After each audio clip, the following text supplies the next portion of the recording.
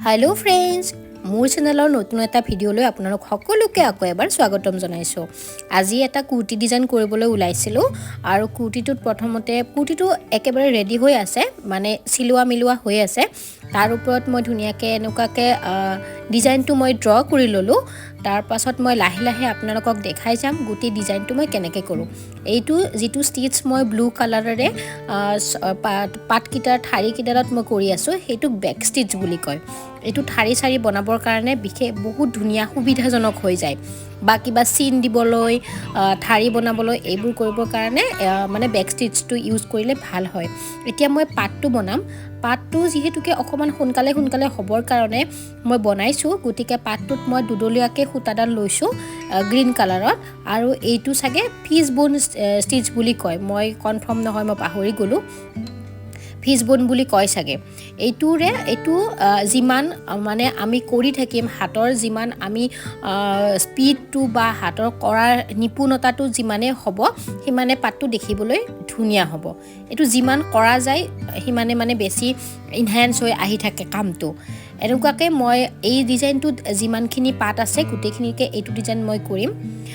যেহেতুকে কাপোৰটো অলৰেডি সিলোৱা আছে সেই কাৰণতে ফ্ৰেমটো লগোৱাৰ পাছত হাতেৰে ধৰাৰ কাৰণে অকমান প্ৰবলেম হৈ যায়। তথাপি সিলাই লোৱাৰ পাছত এমব্ৰইডাৰী কৰিবৰ কাৰণে অসুবিধা হলেও কিন্তু এমব্ৰইডাৰীখিনি সঠিক জাগাত একেবাৰে পাৰফেক্টলি কৰিব পাৰি।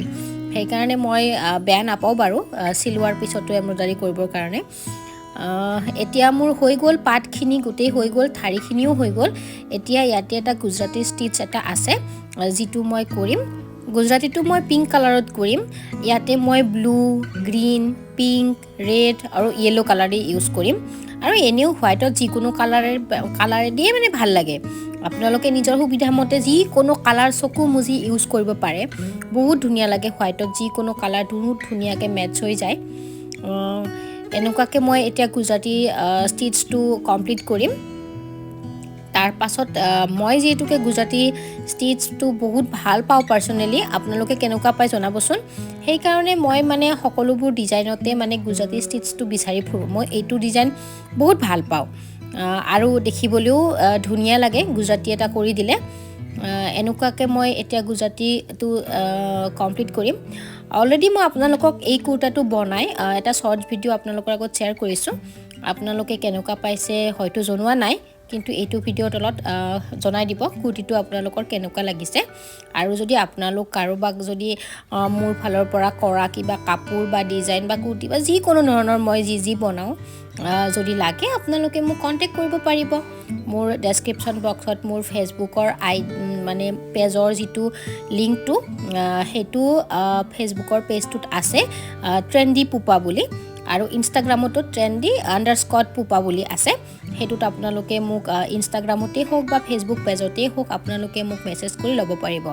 আৰু আগতে মই যিবোৰ কাপোৰ বা যিবোৰ বস্তু মই বনাই ৰেডি কৰি থৈছো সেইবোৰ কাপোৰৰ ডিজাইনো আপোনালোকে চাই ল'ব পাৰিব। আৰু সেইবোৰো যদি লাগে আপোনালোকে মোক মেসেজ কৰিব পাৰিব। এতিয়া কাপোৰটোৰ ডিটেইলছটো দামটো বা কি মই দিব পাৰো নে নোৱাৰো বনাই গোটেইখিনি আপোনাৰ লগত মই কথা পাতি ল'ব পাৰিম। আৰু যিসকলে আজি প্ৰথমবাৰৰ কাৰণে মোৰ চেনেললৈ আহিছে তেখেতসকলে মোৰ চেনেলটো সাবস্ক্ৰাইব কৰি থব পাৰিব। কাৰণ মই এনেকুৱা হেণ্ডিক্ৰাফটৰ ভিডিও মেইনলি কাপোৰৰ ভিডিও মই লৈ আনি থাকো। যদি আপোনালোকে এনেকুৱা ধৰণৰ ভিডিও আগলৈকে চাই থাকিব বিচাৰে তেনেহলে মোৰ চেনেলটো সাবস্ক্ৰাইব কৰি দিব। আৰু বহুত কিছু মানে ভিডিওবোৰটো চাই যায় কিন্তু চেনেলটো সাবস্ক্ৰাইব কৰি থৈ নাযায় আৰু লগতে ভিডিওটোত লাইক কমেন্টও নকৰে। সাগে ভিডিওটো চাই শেষ কৰাৰ পিছত আপোনালোকে পাহৰি যায় লাইক এটা কৰিব বা কমেন্ট এটা কৰিবৰ কাৰণে। হেহে মই মাজতে মনত কৰি দিলো আৰু যদি আপোনালোকে ভাল পায় ভিডিওটো তেতিয়াহলে ভিডিওটো লাইক কমেন্ট কৰি দিব।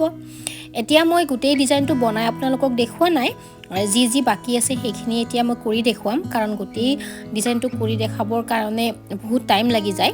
যেহেতুকে একে আছে এটা পাৰ্ট মই আগতে বনাই লৈ বাকি পাৰ্টটো আপোনালোকৰ আগত মই বনাই দেখুৱাই দিলো। এতিয়া আছে এটা গোল টাইপৰ যেটো ৰাউন্ড শেপত আহিব হেতু ৰাউন্ড শেপৰ এটা গুজৰাটী। এইটোৱে মই আপোনালোকৰ আগত সম্পূৰ্ণকৈ কৰি দেখাই দিও।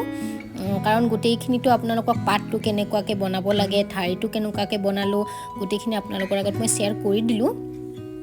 এটা এটাকৈ ডিটেইলছত কৰি নিদিলোঁ, পাৰ্টটো বনাই মই দেখাই দিলোঁ, থাইডাল বনাই দেখাই দিলোঁ।